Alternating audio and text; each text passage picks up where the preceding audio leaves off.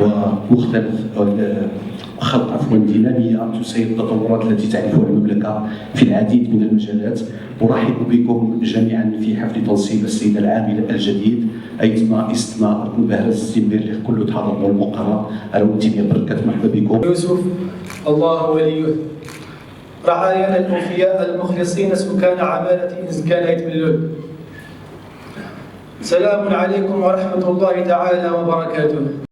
سيد رئيس مجلس جلالة سوس ناسا، سيد عامل عمالة إزكان يتملون بالنيابة، سيد عامل ممثل وزارة الداخلية، سيد قائد الحامية العسكرية، سيد رئيس المحكمة الابتدائية، وتقديم كل أشكال المساعدة في هذا الشأن.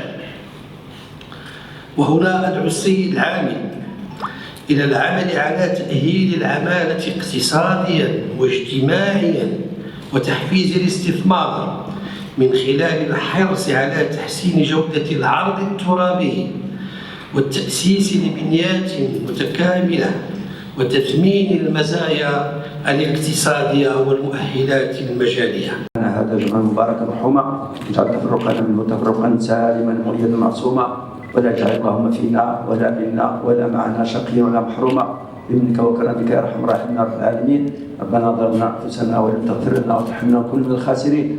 ربنا اغفر لنا واخواننا سبقونا بالايمان ولا تجعل في قلوبنا غير الذين امنوا ربنا انك رؤوف رحيم. مولانا امير المؤمنين اللهم انصره نصرا عزيزا.